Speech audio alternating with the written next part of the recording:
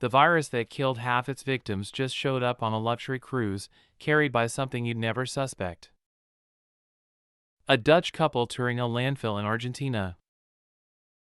That's the leading theory for how one of the deadliest pathogens in the world ended up on the MV Hondius, a polar expedition vessel carrying 147 people across the Atlantic Ocean.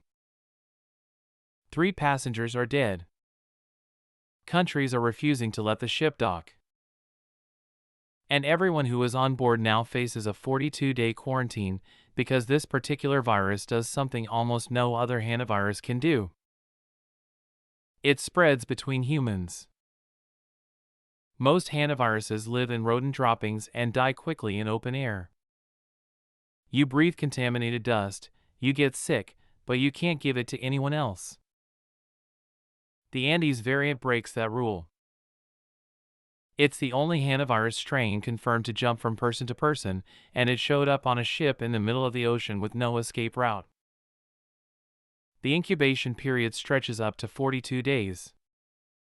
You can be infected, contagious, and feel completely fine for more than a month.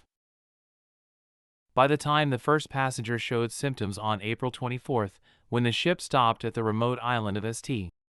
Helena, the virus had already been circulating in enclosed cabins, shared dining rooms, and tight corridors for weeks.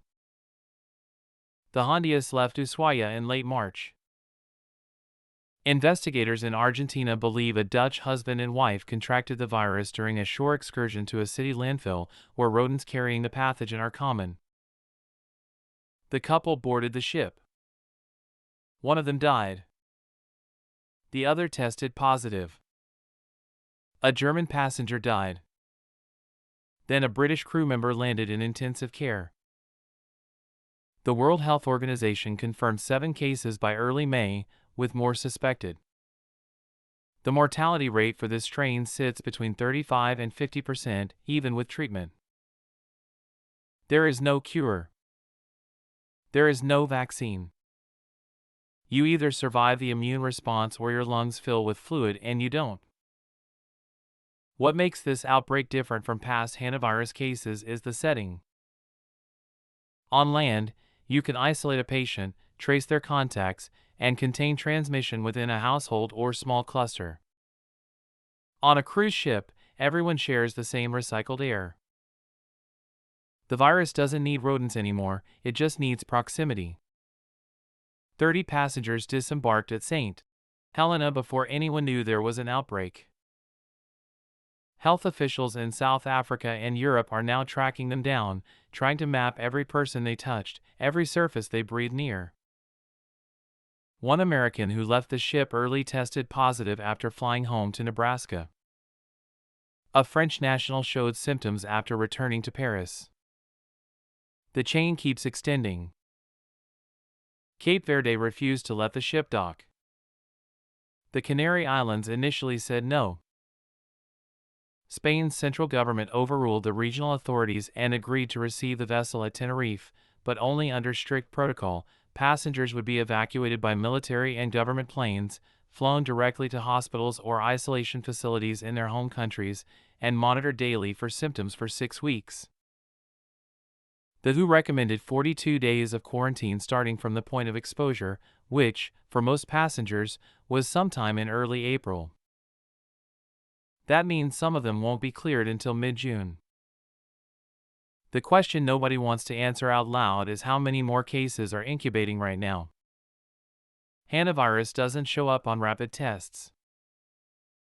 You need specific antibody panels that take days to process. Symptoms start like the flu, fever, muscle aches, fatigue. Then your lungs stop working. The median time from exposure to illness is 18 days, but the range is massive. Someone who felt fine disembarking in Tenerife on May 10 could collapse in a hospital 2 weeks later, halfway through their quarantine, in a completely different country. And if they've been around family, roommates, or caregivers during that window, the virus gets another chance to jump. This is the nightmare scenario epidemiologists have been mapping since the first Andes variant outbreak in Argentina in 1996. A pathogen that spreads person to person, has no treatment, kills nearly half the people it infects, and hides for weeks before anyone knows they're sick. The only reason it hasn't caused a larger crisis is that it stayed geographically contained until now.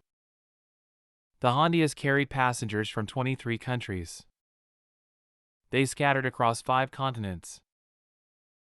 Some of them are in mandatory hospital quarantine.